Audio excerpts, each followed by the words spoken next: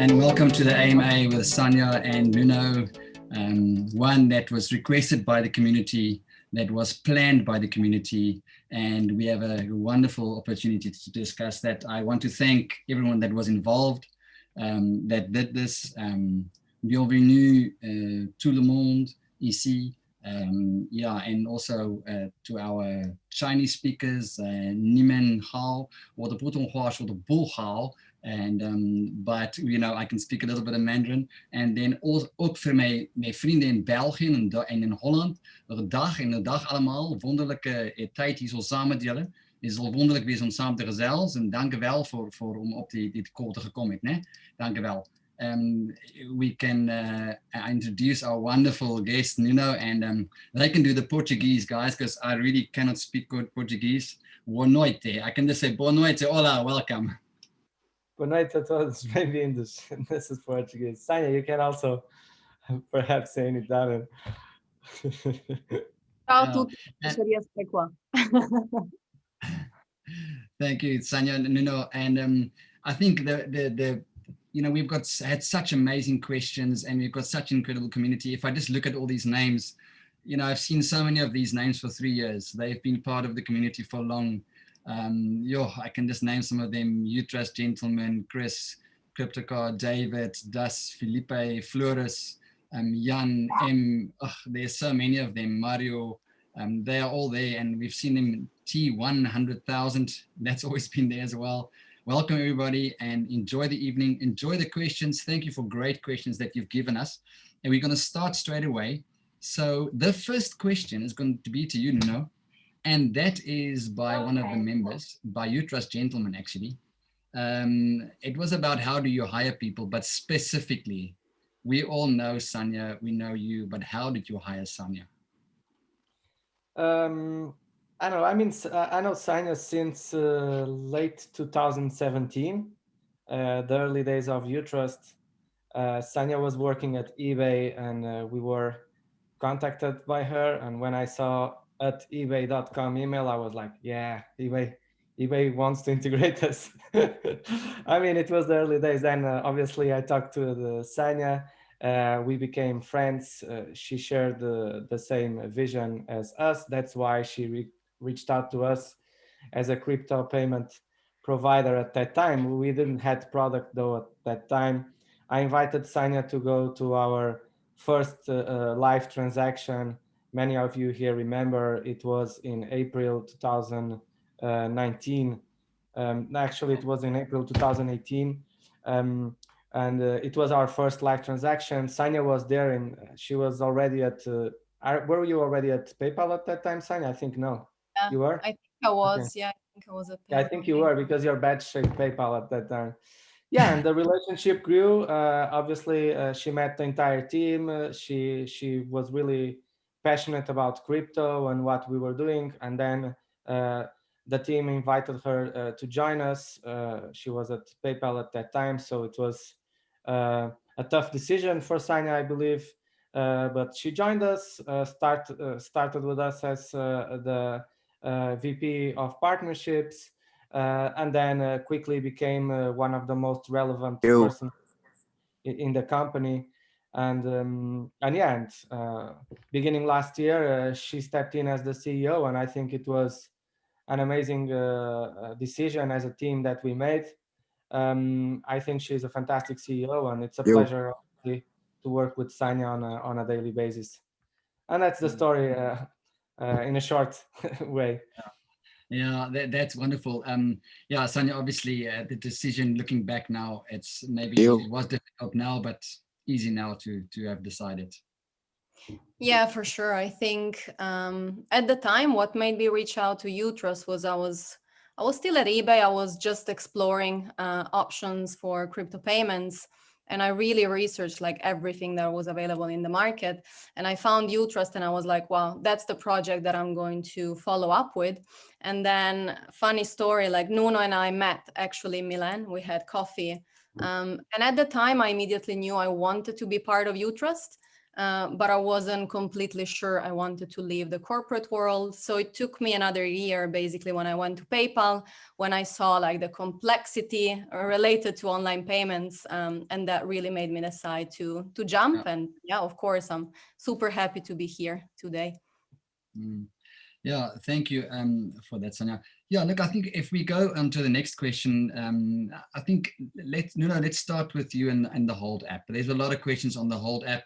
I'm going to take them one by one, but we have got quite a few ones, and I think there's been a big adoption. But you can talk. We need to talk about a couple of things. You can maybe do it in a bunch, but we need to talk about usability. We need to talk about, will the cards be available in other places?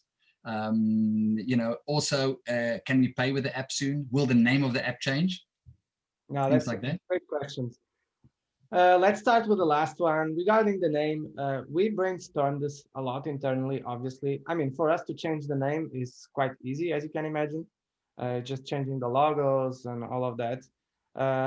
We didn't rebrand it to Utrust because we think that it would drive a lot of potential merchants to the app itself, and they wouldn't understand that we are a payment gateway, and vice versa. The attention span of people either that want to use our app as a retail user or merchants that want to use the payment gateway, the attention span is short. We need to grab them and grab them fast. So putting everything under the same brand, we do believe that will decrease our conversion rate and might be a bit confusing. It doesn't matter. That doesn't necessarily mean that it won't happen. Perhaps what might happen is Hold powered by Utrust rebrand. We are still figuring out if we want to take that risk or not. Even today, with two separate brands, we saw retail users signing in on at Utrust page and vice versa, merchants downloading the app. So our focus is to entirely separate both, because they tackle two different markets. And it comes to the next question. It's possible, obviously, to pay with the app. We don't have the off-chain payments integration yet. We will have it this year for sure. What we saw with the Utrust wallet is probably only 1% of the users paid with our wallet, actually. The user's behavior is different. They basically go to the webpage, they see they can pay with Bitcoin, and they pay. They don't know if it's Utrust processing the payment or not. We just want to create it as seamless as possible, and we did. So now everybody can pay with their own wallets and does not necessarily require our wallet. So obviously, the number of payments with our wallet will be much lower than all the other wallets. So does this mean that we need to make like a super big effort to also have the instant payments integration now? No, we can put it on the roadmap and tackle it when we tackle other priorities. Next question was about cards availability. It's extremely complex to roll out cards across all over the world. Each country or geography has their own card issuers. So now, obviously, we work with counties with our license being passported across the entire EEA, with exception of 3 countries that should be available soon. The other countries, we are in touch with the card providers, looking at terms and conditions, pricing, timelines. We are actively working on this, but to be completely transparent, this is a process that takes several months. The integration itself is quite easy because we already have it, but all the legal due diligence and all that side, like the bureaucracy, takes a lot of time. Negotiation of fees, volumes, that takes a lot of time. And you saw an example of a couple of other card providers. They took years to roll out their cards. I think we can be a bit faster on that, but it takes time. So I think users shouldn't expect the card available next month. It's a long process that we are obviously tackling. Yeah, I think, and ultimately we want online phone payments. You want to scan a QR code and pay with it. We don't want cards. You know, I don't want a card, you know, in a year's time. I would love to not have the card. So I agree with you. It's not the long-term view anyway. And just to, before we carry on, just to announce to everybody that we will try and take some questions at the end. I see someone has already put their hand up. That's great. We will try and open the floor for some questions, unmute people one by one. And also at the end of the live stream, for people that stay towards the end, there is a surprise. There's definitely a prize that Utrust has given a few lucky viewers. So we will definitely announce that, and we will ask for you to, at a certain time, to do a specific action. And the first 7 people that do that will receive 1,000 UTK. In their addresses, but we'll get to that later on. So thank you for that answer. You know, Nuno, if we can maybe carry on with you and finish with you. There's a big question, obviously, about the you know, the staking and token burn. A comment on that? Sure. 2 different topics, obviously. Yeah. And by the way, they could have choose better music. I mean, come on. But, yeah. Regarding the staking, we obviously, the community knows that we are going to release tier 2 quite soon. Yeah, there's questions on that. I think everybody will be excited with that one. We spoke in the last MAA that tier 1 was like proving ground for us to try to understand what was the impact of that in our business model, in our revenue, user behavior, and other things. And I think it was quite successful. So now we are finishing the details of tier 2, and it should be released quite soon.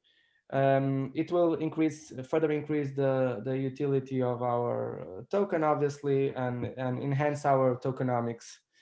Yeah, you're playing it very safe, and you're using very good words like quite soon and all that. So we're all very excited. Thank you for that.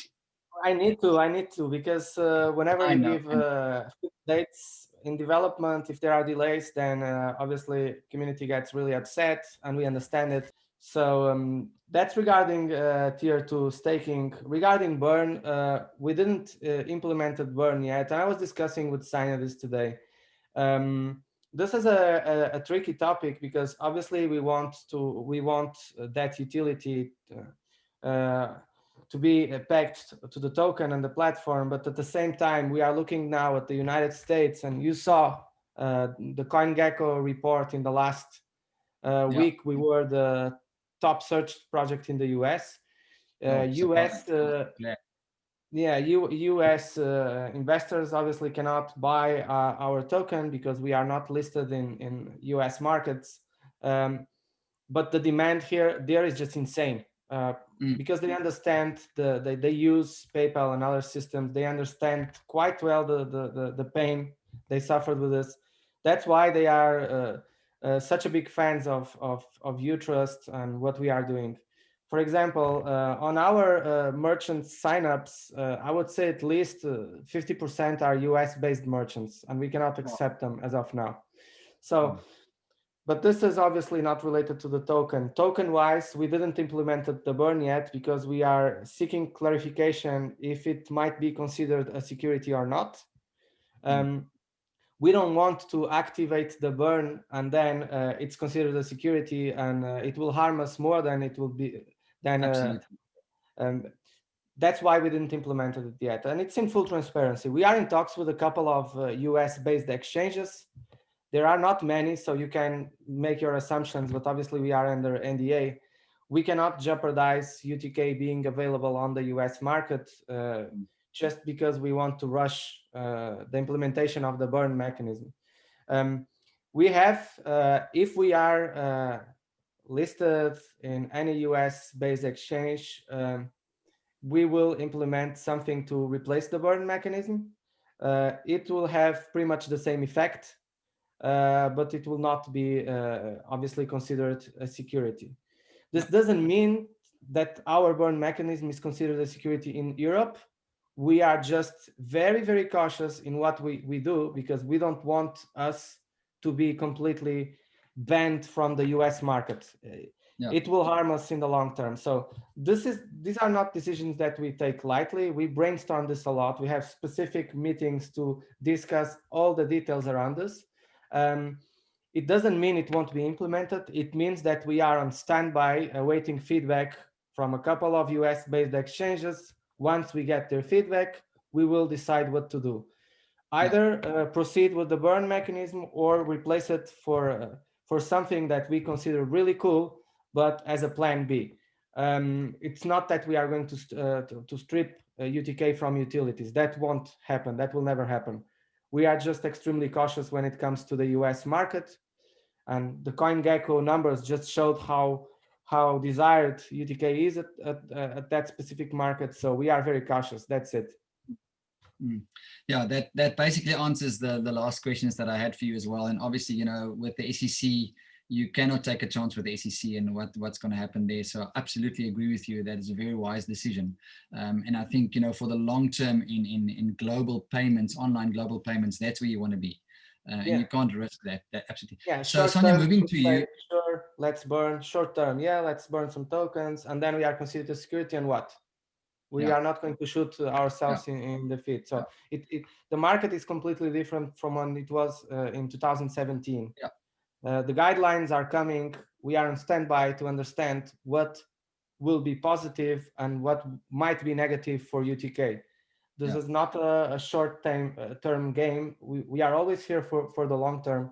So we don't want to jeopardize our reputation or even UTK performance, obviously, just because we need to rush things. That's not how it's done. And, you know, I understand where the community comes from. Obviously, people are invested in the company. You know, they put money in and they want to look at what is the gains going to be. But you're right, long term is really what you want to be involved in. And when we go global adoption, we need to know that there will be regulation. You have to be compliant with the regulation. If you're not going to be, you're going to be out. There's no other way. Of course. Sanja, if we can move to you and we can just straight to one of the questions, company values and, you know, just how do you adhere to them and how does it work at Utrust? Just a short summary. Yeah, for sure.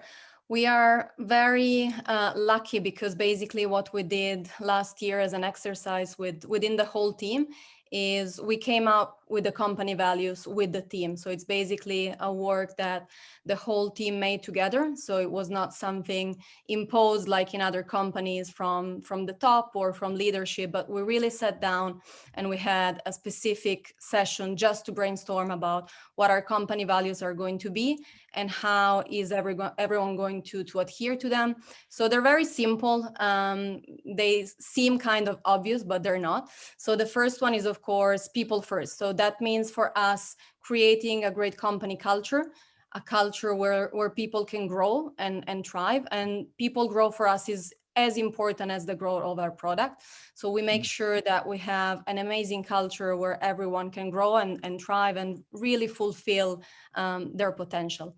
And then the second one is transparency. So that basically means clear and open communication inside and outside of the company as well. And COVID as well forced us to work remotely. So transparency became even more important for us in order to be able to bring everyone on board. So we decided really to overshare in the company, making every information available to everyone, to every team, every department. And then, of course, we are customer-centric. So understanding the needs of our customers, our buyers, our sellers, understanding their experience. So that's crucial for us in our delivery. And we really go the extra mile to keep our merchants and our customers happy. Our customer support team is really best in class, now headed by Jorge. I really never seen someone so passionate about Utrust as Jorge. He really goes the extra mile for our customers, really above and beyond. It's something that I've never seen before. And of course, boldness. So we are bold, we thrive, we take risks with confidence, we do innovation with the extra step. And because we're shaping the future, we need to be bold, we need to go where, no one has ever been before. And that means for me also like giving the team space to make mistakes. So it's very important for me that everyone can make mistakes and learn from them, because that's the only way that we can learn and grow. Yeah, on that, I read through one of the interviews you had, and you talk about 5 things that you learned, and the one specific quote that you quoted from Mr. Robbins is something that me and my wife actually really took for ourselves for 2021. Trade expectation for appreciation. That was so powerful. You know, I had to think about that a little bit, you know, to trade expectation for appreciation. If you think about last year, what we expected, about what we expect in the company, and what you expect as an investor. But yes, if you can learn to trade expectations for appreciation, it's amazing. Yeah, that's it's funny that you say that, because yeah, for us it's all about mindset, and Nuno and me share, you know, the same positive mindset. It's all about believing that you can overcome whatever happens, and it's never perfect because we are a company, we're made of people, and there's always going to be something that is going wrong, or you know, that you don't expect. The important thing is that, you know, you surround yourself with amazing people who really think positively, and we focus on solutions. Yeah. Then a question, how many people do you have at Utrust at the moment working? Yeah, so we are a team of 50 plus. So we have more than 50 people in the team, of which around 70% are direct employees of the company. 30% is outsourced. So at this stage, most of the team is based in Portugal. I was in Braga actually for most of last year. So that doesn't mean that we are not open to remote friendly. And actually, you know, COVID forced us to be remote only. So we really, you know, welcome anyone in the company, whatever their background. We are an international company, but the majority of the team is still based in Braga in Portugal. Yeah, thank you. Then a question about competition and other crypto companies that not just competition, but also integration and work with. And, you know, I feel very different about competition. I think competition makes you stronger. I think you can learn a lot from competition, but who do you look to in the crypto community that we can learn from, and that you can, that we can partner with, or just, plan around? Can I tackle that one, Sanja? Can I tackle? Yeah, go ahead. Cool. As competition, I only see 2 companies, and I think our main competition is BitPay and Coinbase Commerce. We are well aware of their product. Obviously, we know it as we know ours. We are quite confident in what we have built. In fact, we have been tested by the competition itself. I was in a call the other day with Sanja, and we actually even got some very nice feedback. So in regards to our product, we are quite confident. Obviously, we don't have their money. So we need to do things in a different way, but we will get there. That's not an issue. Our team is very strong when it comes to product. We are very, very confident. Our business team is very strong. As Sanja mentioned, our customer support is top notch. I mean, I think our average reply per ticket is 1 hour and 20 minutes. So if you have an issue, that's the average. So we solve things fast and efficiently. And I think that competition struggles on that as well. Those are the main competitors I see. They process the payments on chain as we do.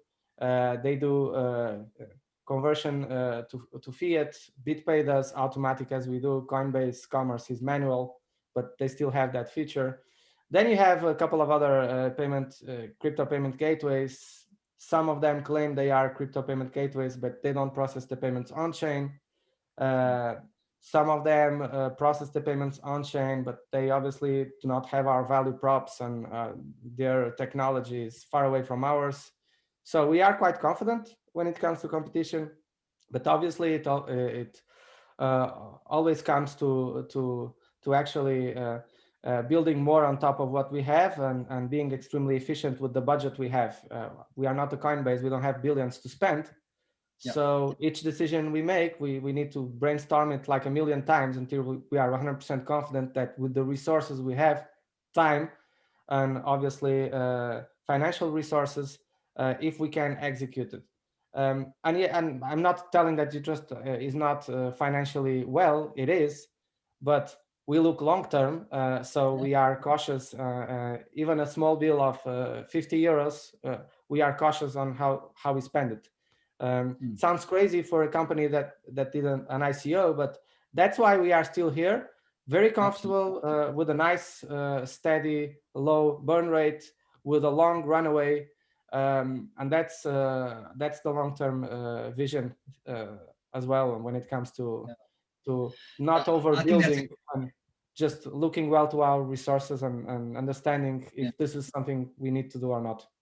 Yeah, I think that's a great answer. You know, as you maybe know, I've been part of a startup as well, and amongst other things, that do telemedicine, and they built a platform over the last 3 years to help people in rural communities with medicine that can't have doctors. And we, you know, and the biggest frustration from a doctor point of view is it takes so long to build new things if something is wrong on the platform, because all the resources needs to be managed so specifically. What is really priority? What do we build? We cannot waste money. And I really like that culture. You know, it's really good to have that and not to just spend money unnecessary. It's great. On the money topic, there was another question on break even. You know, what is the company breaking even? Is the business model? How does the finances look like without, you know, obviously what you can give us? Yeah, I'm happy to take those. Yeah, but first I wanted to just expand, if I can, for a minute on the concept of competition.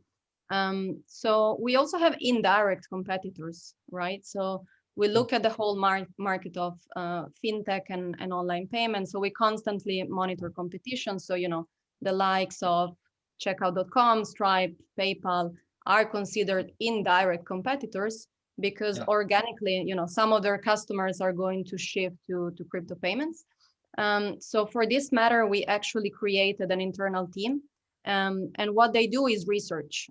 So we're going to be adding a few people in this team during the year, but basically what they do is they constantly monitor the competition and they test their products. They look at, you know, what are they adding in terms of feature, how is the user experience looking like, their fees. So we constantly compare in the market, not only with, you know, direct crypto competitors, but with fintech and online payments in general. So for us, that's super important. And yeah, I was seeing a lot of questions about competition and whether we are monitoring them. So yeah, of course, we are, and we will be looking to do that even more throughout the year. Then with regards to, there were a lot of questions, so I'm gonna try to, you know, buckle them in topics. So the first was about the numbers. So we released a video, I'm sure most of you already saw it, on Twitter, with the major milestones of 2020, including our aggregated number of transacted volume, which was more than $25 million in 2020, which is an amazing result, because if you think about it, the majority of this volume was obtained in the second half of the year, because we started the year without, you know, properly delivered product. We didn't have a clear market fit as well. So we really went into accelerating in the second half of the year. So at the beginning, we had the vision that, you know, we could serve everyone, all the verticals with the payment gateway. But of course, this takes time. So we really found market fit now in the second part of last year, in really serving customers and merchants that can take the maximum experience, right, out of our gateway. So I'm really excited about this, because now that we have market fit, we really know what we want to do and where we can achieve success. Now is the time to capitalize on it. And that's why I'm really excited about 2021. Because yeah, 2020 was all about finding market fit, growing, like putting together a great team. So this year is all about execution. So in terms of, the other question about profitability, we have a really healthy path to profitability. So without taking into account new revenue streams that we are, you know, planning to add in the company, we're talking about 18 to 24 months. However, we have a really healthy run rate in the company. Of course, we are going to add more people, and that's going to grow. But the company is in a really healthy stage. Also, we are planning to have a Series A within the next 18 months. So that's going to be the time where we will also disclose all of our numbers per core product, per geography. But the company is in a really healthy stage. So we are not looking to fundraise because we really need money and new budget. But of course, we want to accelerate. And of course, for us is also about finding the right investors with the right skills. So it's not only about, what is the money that are you going to put in the company, but how can you as an investor contribute to our growth? Like, what are the skills that you can bring in the company to help us grow where we want to grow? So yeah, that's in a nutshell, but feel free to ask us anything specific. And all those numbers, congratulations to the 2 new babies and the 3 new dogs. That was all good to see all those numbers. And the 35 fiat currencies, the 1,000 plus merchants, 41,000 lines of code. Is that correct? Oh my goodness, it's like more than the Bitcoin price. It's above 1 million.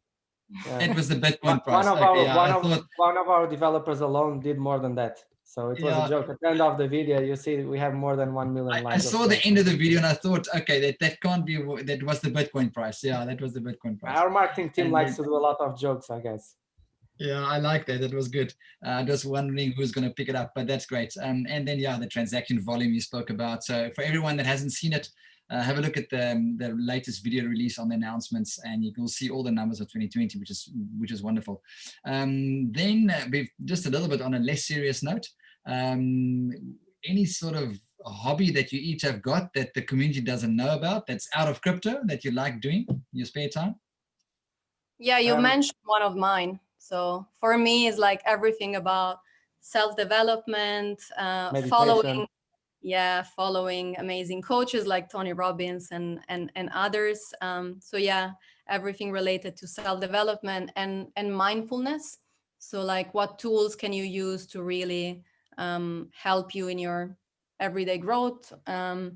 We live in a really stressful world. We have a lot to do. So for me, meditation, yoga, everything that helps me to calm down and be a better version of myself. Awesome. Mine is basically spending time with my daughter. I don't have a lot of time until 8 p.m. or 9 p.m. So I always try to spend that part of the evening with my daughter, playing games with her and stuff. She's 2 years old now, so she's getting smarter and smarter. Oh, wow. So that's currently my hobby. I'm closed at home for months since March, since the COVID situation, obviously, because I also have family members that cannot be exposed at all to that. So I'm kind of always closed at home. Yeah, that's mainly my hobby. And then I watch a little bit of some documentaries. I'm a huge fan of sci-fi. I struggle to find good series and movies about sci-fi, because the good ones, I saw them all in the last year. So yeah, if somebody knows about a good movie or series, I'm up to it, because I mean, The Expanse, I heard about that one. Yeah, probably I will watch it. I mean, also 1 episode a day of something that my wife likes to see. I'm with her watching a little bit, obviously always on my mobile phone. I live a very, very stressful life. And Sanja as well, but she does the meditation and all of that. I don't know how to do it, so I just do other stuff, that kind of relaxes my brain a bit. Yeah, that's good to know. I think the one of the big things for me with like you say with your daughter, I've got 2 children, but my daughter is 20, so she's 10 times 10x, from your daughter.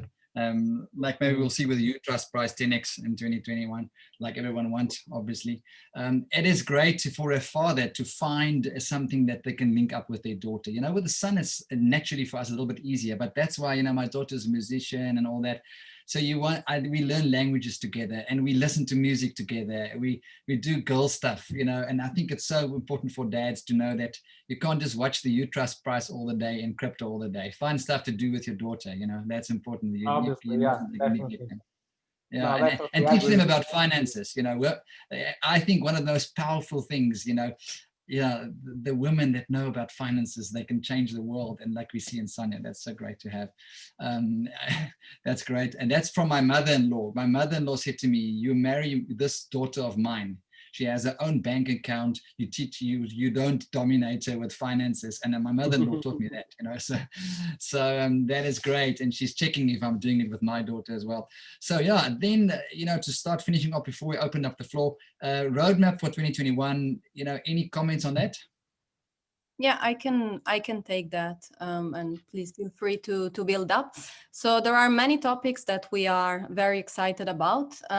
Maybe I'll start with the first one because I saw that there were some questions around enabling crypto payments and crypto settlements as well. So that's one of the first topics that we're looking to add, because it was also very much requested within our merchant base and our prospects.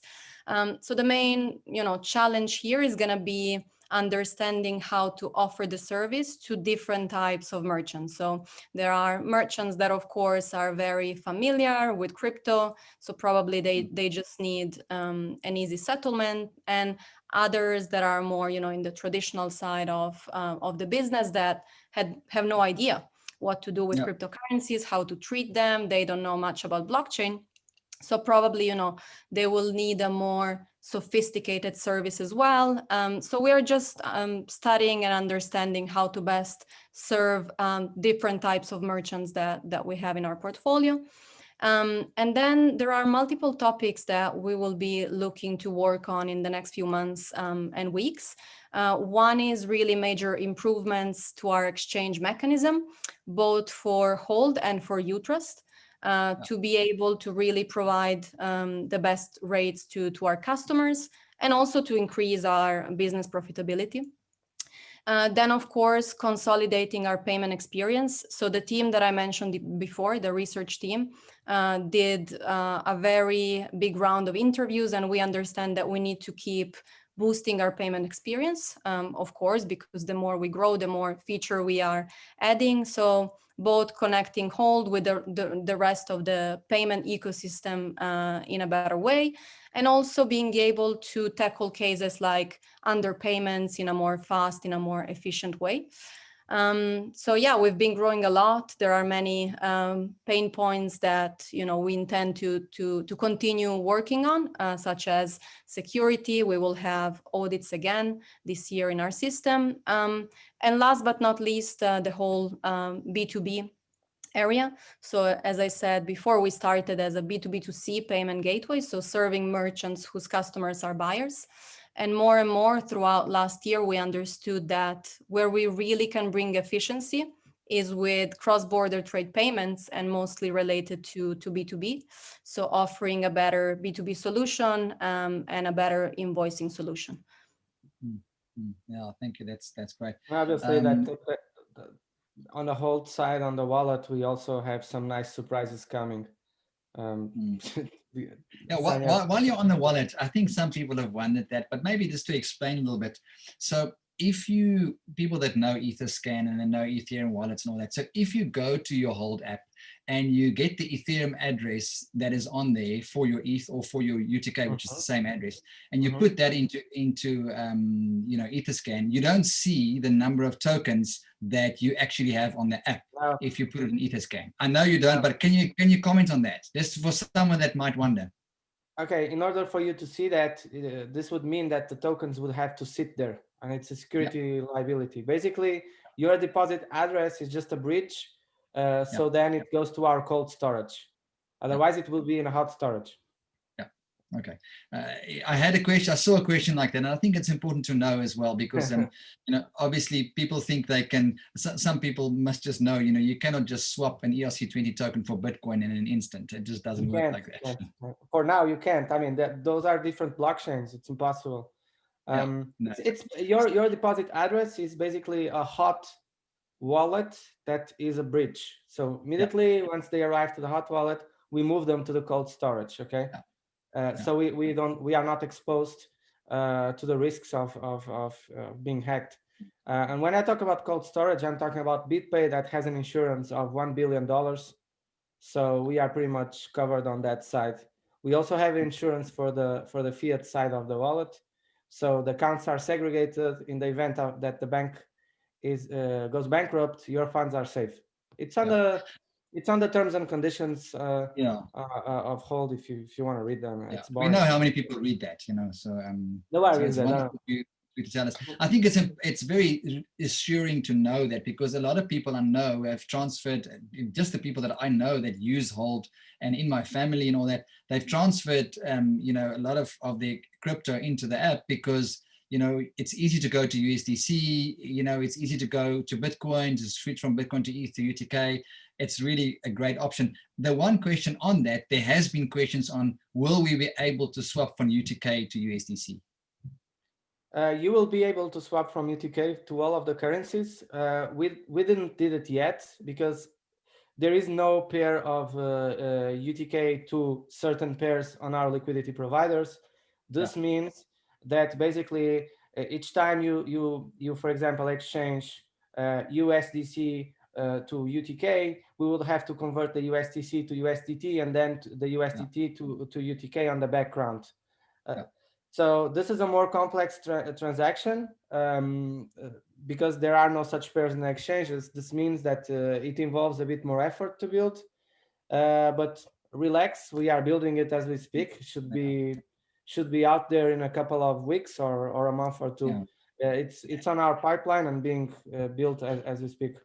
Yeah, because I think the big advantage at the moment is the Ethereum gas fees. For us, for any one person to switch from maybe Ethereum, let's say Ethereum has gone to all-time high, 1.4, and you want to take some profits, you want to go into a stable coin, you will pay $20, $30, $40, $50 on Hold. You just switch it and you get paid UTK. It's just amazing. Yeah, and there's a rationale behind it. I think some people don't understand how beautiful this model is. We don't apply fees. If you look at Coinbase fees and other providers, they are quite high. We don't apply a specific fee. We do have spread, and this is something that we cannot control. That's why the higher the amount you are exchanging, the worse will be the spread. So usually check the rates and exchange through batches. Don't exchange like 10 Bitcoins to euros at once, because you're going to suffer. You will suffer the same spread on the exchange itself, because we use liquidity providers. Some users were complaining about the exchange between Bitcoin and UTK. Usually users that do large exchanges, we cannot control that because our wallet is connected to several order books. We will suffer from the spread. Try to go to KuCoin, Huobi, or Binance and sell 200K UTK at once or buy. There will be spread. Although we provide a market rate, there is a spread. So before you confirm the transaction, check the rate, see if it's feasible for you. We are just giving you the rate of the order book, nothing else. So it's not like we are charging high fees. We have the spread that guarantees us a margin, and we give back to you in a cashback in UTK. So it's sort of a gamification of the app. And look, we were not expecting such great numbers on the wallet. It means that it has great user experience, UX, UI, great customer support, and our rates are not bad. They are quite good. Obviously altcoin rates, in this case UTK, might be a bit worse because it has to do with the liquidity and of the order book. Yeah. Look, I think it's the use case of the app, but the UI is unbelievable. You can almost get the same. If I think of what the ICO numbers that I bought in 2017, I almost got the same in rewards now. With all the switching, it's just crazy. So that's really great. And on a practical note for the community, if you want to give a guideline, what would be a safe number of UTK range to swap in that you don't have to check rates? What are you talking? 1,000, 5,000, 10,000 UTK, 20,000? What's safe?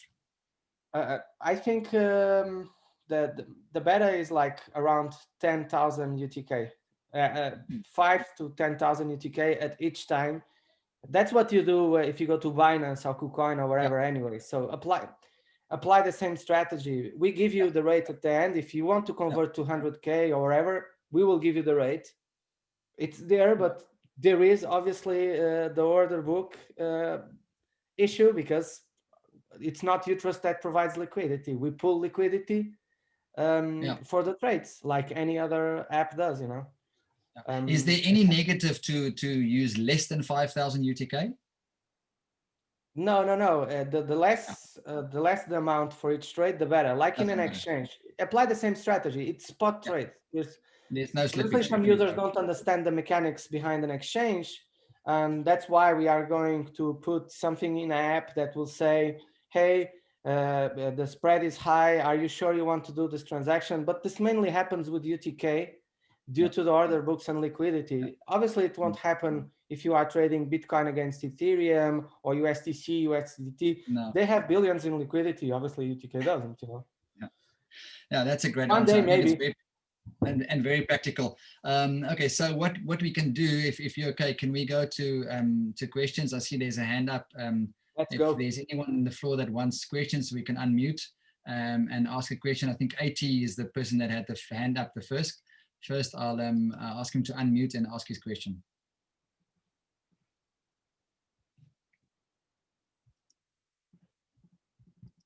Okay, AT, you can unmute and you can ask your question. If there's anyone else that wants to put up their hand, welcome to click on the hand button and ask a question. Then while we wait for him to go to unmute, AT, you can unmute if you can. Then what Utrust has done, and we can thank him for that, for everyone that's been sticking around for 54 minutes already, they've given 10,000 UTK for some of the viewers that stick around till now. So what we've decided is to have 1,000 UTK per person for 7 of the viewers. What we want you to do, because the 3,000 that remains, we will have that on the YouTube video site, where if you can comment with your Ethereum address on YouTube, it will be up a little bit later today. You can comment on that. But for now, what we can ask you to do, we will take the first 7 Ethereum addresses in the chat. Will receive, we've got 2 already, we'll receive 1,000 UTK. We've got 3.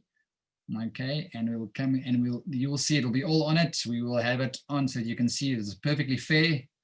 1, 2, 3, 4, 5, 6, 7, 8. Thank you, everybody. We've got the addresses. We will copy them and definitely make sure that those addresses will receive it. Thank you very much. And then also remember that we will do the same thing on YouTube. When the video goes live on YouTube, the first 3 addresses on YouTube, I repeat, the first 3 addresses on YouTube will receive 1,000 UTK if you give us your Ethereum address. Thanks for that. That was nice and quick. Yeah, it doesn't look like we can have anybody that can unmute that wants to ask any questions. I think they may be struggling. Can I make a suggestion? Perhaps we can go through questions that are written because it's easier. Have you got them? I can see them. Yes, I was just actually looking at that. If you can, if you can read the name of the person that had the question and you can comment, it would be great. Same with you, Sanja. Okay. By the way, I took a picture while we were talking of some movies and stuff people suggested. So thank you very much for that. You can take a picture of all the addresses as well. No, that will be tough. Is there a team dedicated to reaching big customers, not small businesses like Tesla, Amazon, etc.? What's the strategy of attracting small versus big customers? I think I will let that one to you, Sanja, if you don't mind. Yeah, for sure. Yeah, so obviously we have a business dev and partnership team that's headed by Rodrigo Russell. And we have a different strategy for tackling SMBs, smaller merchants, and large enterprise merchants as well. Of course, because I saw some questions the other day about it, like, are we talking with Tesla, eBay? So of course we cannot disclose the names because whenever we speak with a large merchant, we are under NDA. But yeah, the answer is, of course, our strategy is composed of, multiple layers. So we want to be able to onboard large enterprise customers and whales, medium and SMBs. And for every one of those, we have a specific goals of TPV, total payment volume as well. So definitely, yes. Awesome. Yeah.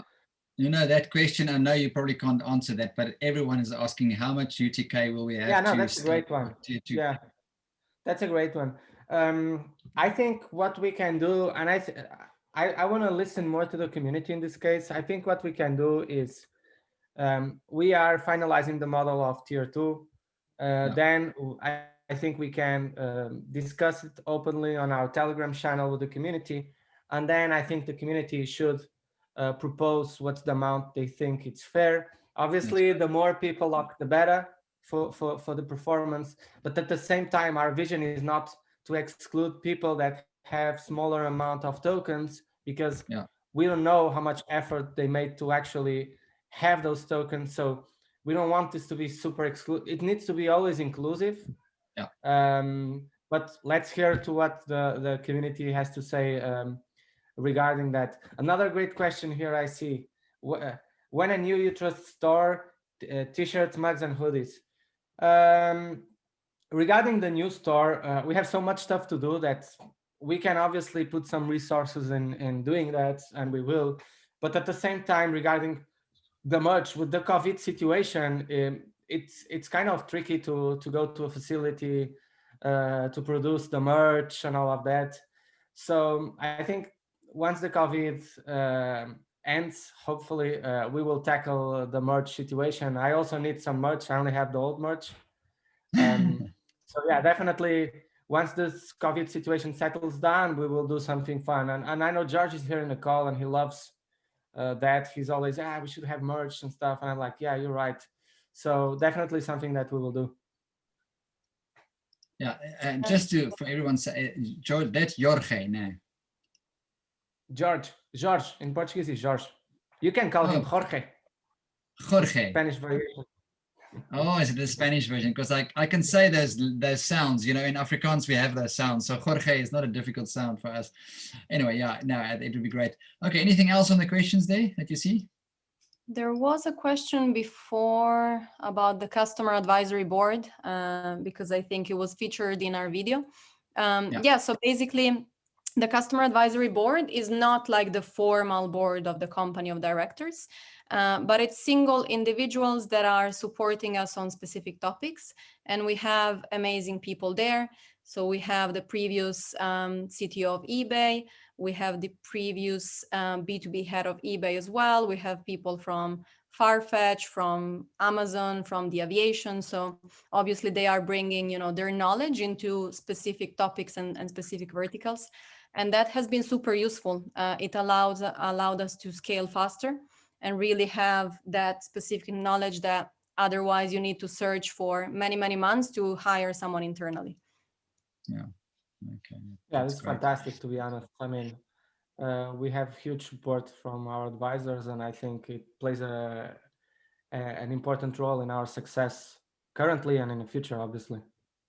Yeah, you know, there's a question about YouTube, and you know, we know the influencers and all that type of thing. I think you've got so much, you know, connections already. We know Ivan is using you for payments, and you know, he talks about Utrust all the time.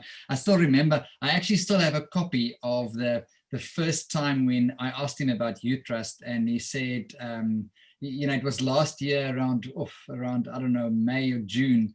And he said, Dr. Luke, Utrust. Yes, I know, Nuno. But it was like, and then when I asked him a third time, he said, stop sharing Utrust, stop sharing Utrust. So, but yeah, obviously Ivan is involved. They're using you for payments. Yeah, one of our merchants, we never announce it. I mean, we are not going to announce all of our merchants, obviously. No. We are not like a merchants announcement publicity firm. That's why we need to keep our marketing very solid, clean, and announce a couple of merchants here and there that ask us, so we think it's fun because they are from a certain country, a certain vertical. Yeah, Ivan was using another payment gateway, was giving him some problems, then he switched to us and he's happy. That's basically it. You know, and obviously now he's a huge fan. Yeah, I think there's a lot more value in when a YouTuber, because I always talk about YouTubers a lot. You see that a lot in the chat. When a YouTuber out of his own accord mentions something and he speaks about it, because mostly it's a pump and dump scenario, new coin, what's hot, pump and dump and get out of it. But obviously we don't want that. Then just lastly, I want to ask a question, because everyone asks about price and everyone looks at the graph, all those sort of things. We know we've had that initial ICO, we had that huge spike, like when all the ICOs to $1.14 or 40 or somewhere there, and then it came down. And interesting enough, I looked at the graph today, there was a little spike at about 22, 23, 24 cents in May 2018. And that seems to be on a TA, on an analysis point of view, that is like almost a resistance. When we get to 20, 22, 25, and doesn't matter how great the company is, it almost retraces. People feel that they can take profits there. I really feel it's a bit of open heavens as soon as we break above 30. But if you want to comment on price, I'm not going to hold you to it. No, I can comment. I mean, I'm more on the side, obviously, of the token. So I will tackle this one, Sanja. As the Chief Strategy Officer, I'm responsible for the good performance of the token. That's one of my roles in the company. Yeah. So obviously I look at it on a daily basis. I want it to be successful. The more successful the token is, the more business and the more users will come to us as well. It's a win-win situation. Also, as a company, we have our reserves, 10% of the supply that will be unlocked in 2022. So there needs to be high performance of the token. That's my one of my main roles in the company. So I will make sure that that the token will perform well, at least try to, this year. And I think it's attached also to the success of our company. I mean, if our company is not doing as great as it is, growing every month, obviously the token has no chance. But I really think that Utrust will grow so much this year and next year that it will reflect on the token, definitely. And just so people are aware that obviously I'm in charge of this specific department, so I will make sure it goes well. I'll try to. Yeah, thanks. And obviously you can see that I'm just I'm sharing the last year performance. Everyone knows what the ICO was, but if we just look, just to remind all the community, that was June last year. It's just the other day, and we were talking about 1 cent, 1.2 cents. So this is sustained performance. We didn't have a massive dump like we had with lots of the other altcoins. There obviously was a bit of a parabolic move there, came back, and many altcoins have not reached the highs in August last year, and we've already surpassed that. So yeah. I think the token is doing well. I think for all the citizens, just be calm, just relax. I think we're in a great company. We can just keep on going with what we're doing, and then by that, from my side, thank the community being so loyal. I'm involved in some other projects as well, but this community is just amazing. Indeed. And yeah, by the way, token performance also coincides when Sanja stepped in as the CEO. That's all. I always say that to Sanja. I mean, overall, it's connected to business. Everything is connected. We are here to fight for our community, business that obviously will have a major impact on our token. We are well aware of that. Yeah. So as I always say, it's a win-win situation, and you need to win on both situations. Okay. And that's basically it regarding the token. Okay, so obrigado. It has been wonderful speaking to both of you. Just a final goodbye and a final closing remarks. We've just been over an hour. By the way, we should do this. We should do this again. And sorry to interrupt you. Sure. You can finish with that and say that. Yeah, let's try to do this in a more active basis. I think it's very important for the community to also long-term supporters and new supporters and everybody to understand the struggles, the victories, what we are doing, how are things going. It also gives us that are on this side more energy. Whenever we have this type of last MAA, I was super energy, motivated, focused. It also gives us a lot of energy because we have on one side our wonderful community, and on the other side we have us working day and night to make this a huge success. So it's also good to feel that you have a really strong community backing you. It's very important for us. Yeah, Yeah, and let us know if you would like to see other members of the team in the MAA. Yeah. So I think it would be interesting to bring, other departments and Rodrigo and Martinho and other people to talk about, what they're doing in their specific. And obviously George. Obviously, George. Of course. Jorge. Yeah, I think, like you suggested, Nuno, if we can do one a month, maybe that's not a bad thing. One new team member per month is good. That would be great to do, and for the community, keep us energized. Thank you for your time. It has really been wonderful, nice and relaxed. It's so great to see all these names. Thank you to the whole community. Thank you for M that arranged that. Thank you for the prize, George, Jorge. It's wonderful. And until the next time, Dr. Luke on call. I really love doing this, and it was one of my first big ones like this, and I enjoyed it a lot. Thank you, everybody. Thank you very much, all. Thank you. Thank you. Bye-bye. See you soon. Bye. Talk soon. Bye-bye.